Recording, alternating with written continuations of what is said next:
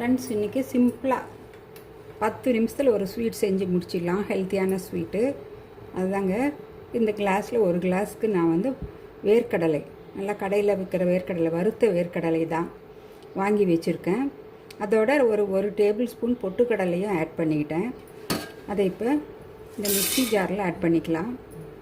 அதோட ஒரு 1/4 டீஸ்பூன் ஏலக்காய் பவுடர். ஏலக்காய் தூள் ஃப்ளேவர் பிடிக்காதவங்க அவாய்ட் பண்ணிக்கலாம். இப்போ இதில் வந்து ஒரு அரை டம்ளருக்கு நாட்டு சர்க்கரை, ஒயிட் சுகர் வேணுனாலும் போட்டுக்கலாம், வெல்லம் வேணுனாலும் போட்டுக்கலாம், பனை வெல்லம் வேணுனாலும் போட்டுக்கலாம், நம்ம பிரியந்தான். நான் வந்து அரை டம்ளருக்கு நாட்டு சர்க்கரை போட்டிருக்கேன். இதை மிக்ஸி ஜாரில் மிக்சியில் வச்சு ஒரே ஒரு விப்பர் மோட்டில் ஊற்றிக்கலாம். மிக்ஸி ஜாரில் போட்டு நல்லா இது மாதிரி ஒரு 2-3 சுற்று சுற்றிக்கிட்டேன். எங்களுக்கு இனிப்பு வந்து இன்னும் நிறையா வேணும் அப்படின்னா நீங்கள் இன்னும் கூட ஒரு அரை கிளாஸ் 1:1 கூட போட்டுக்கலாம், அல்லது 3/4 டம்ளர் நாட்டு வெல்லம் வேணால் கூட போட்டுக்கலாம், நாட்டு சர்க்கரை. நம்ம பிரியந்தான் அது. இப்போ இந்த பவுட்ரு ரெடியாக இருக்குது.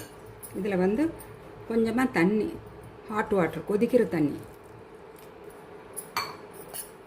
நெய் வேணுனாலும் ஊற்றிக்கலாம். நான் நெய் ஊற்றிக்கல. நெய் ஊற்றினா இன்னும் நல்லா டேஸ்ட்டாக இருக்கும். நெய் பிடிக்கிறவங்க நெய் ஊற்றிக்கலாம். இது நல்லா கிளறி விட்டு நான் வந்து சின்ன சின்ன பால்ஸாக உருட்டி எடுத்துக்க போகிறேன். அவ்வளோதாங்க, நிமிஷமாக ரெடி ஆகிடும். சிம்பிளாக 10 நிமிஷத்தில் ஹெல்த்தியான ஸ்வீட் வீட்லேயே செஞ்சு கொடுக்கலாம் குழந்தைங்களுக்கெல்லாம். ஸ்கூல்லேருந்து வர்றப்ப ஏதாவது பசியோடு வர்ற குழந்தைங்களுக்கு இந்த மாதிரி வந்து நெய் கொஞ்சம் போட்டு கூட நீங்கள் செஞ்சு கொடுக்கலாம்.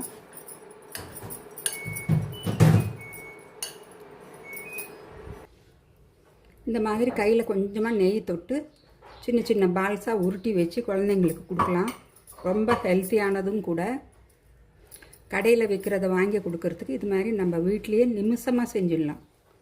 அடுப்பே இல்லாமல் செய்கிற ஸ்வீட் தாங்க இது. அடுப்பே பற்ற வைக்க வேண்டியதில்லை.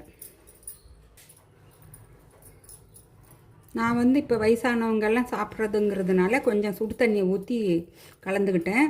குழந்தைங்க நிறையா இருக்காங்க, அவங்க சாப்பிடுவாங்க விரும்பினா நீங்கள் ஒரு அரை டம்ளர் நெய்யை உருக்கி, நீங்கள் தண்ணிக்கு பதிலாக நெய்யை உருக்கி ஊற்றிக்கலாம். ஊற்றி உருண்டை பிடிக்கிறதுக்கு உங்களுக்கு ஈஸியாக இருக்கும். டேஸ்ட்டும் அவ்வளோ சூப்பராக இருக்கும்.